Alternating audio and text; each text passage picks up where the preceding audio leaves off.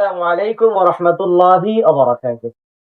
সম্মানিত সুপ্রিয় দর্শক এবং শ্রোতা মণ্ডলী, কাছের এবং দূরের, দেশ কিংবা প্রবাসের যারা যে কাছ থেকে দেখতেছেন, সকলের প্রতি আন্তরিক অভিনন্দন জ্ঞাপন করছি।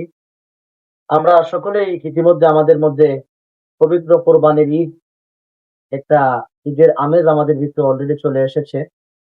অনেক মানুষ আমরা আছি যাদের কোরবানি দেওয়ার মতন শক্তি সামর্থ্য আছে, অথচ আমরা কৃপণতা করে আমরা কোরবানি দিচ্ছি না।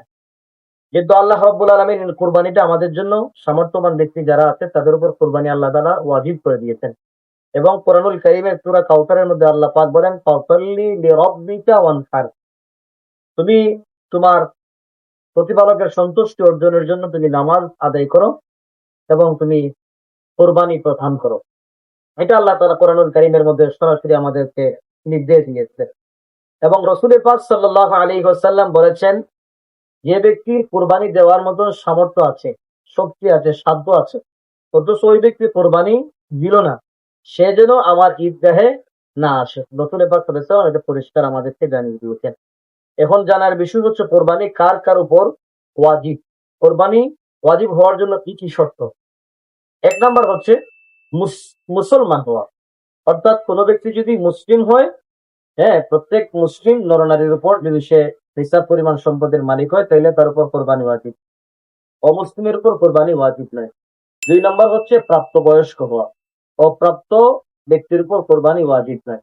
তিন নম্বর হচ্ছে সুস্থ মস্তিষ্ক হওয়া, কোনো পাগল মাতাল অচেতন ব্যক্তির জন্য কোরবানি ওয়াজিব নয়। চতুর্থ নম্বর হচ্ছে নিসাব পরিমাণ সম্পদের মালিক হওয়া, অর্থাৎ যাকাতের ক্ষেত্রে 1 বছর প্রতিবাহিত হওয়া লাগবে, কিন্তু কোরবানির ক্ষেত্রে 10ই জিলহজ ফজর থেকে 12ই জিলহজ সূর্যাস্ত পর্যন্ত যদি কেহ 7.5 তোলা স্বর্ণ কিংবা 52.5 তোলা রূপা অথবা সমপরিমাণ টাকার মালিক যদি হয়, অতিরিক্ত তার খরচ, নিত্য প্রয়োজনীয় যে খরচ আছে, বাড়িঘর, আসবাবপত্র, প্রয়োজনীয় গাড়ি ইত্যাদি ইত্যাদি, এগুলি ব্যতীত অতিরিক্ত যে সম্পদগুলি আছে, যদি 7.5 তোলা স্বর্ণ অথবা 52.5 তোলা রূপার মালিক যদি হয়, তাহলে তার উপর কোরবানি ওয়াজিব। পঞ্চম নম্বর হচ্ছে মুকিম হওয়া, মুসাফির ব্যক্তির উপর কোরবানি ওয়াজিব নয়। 6 নম্বর হচ্ছে স্বাধীন হওয়া, কোন দাস গোলাম পরাধীন করে ব্যক্তির জন্য কোরবানি ওয়াজিব নয়।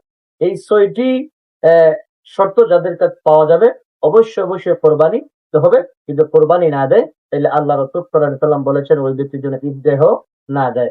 আমরা যারা সামর্থ্যবান ব্যক্তি আছি, আল্লাহ তাআলা যেন সকলকে কোরবানি দেওয়ার সুযোগ করে দেন। আসসালামু আলাইকুম ওয়া রাহমাতুল্লাহি ওয়া বারাকাতুহু।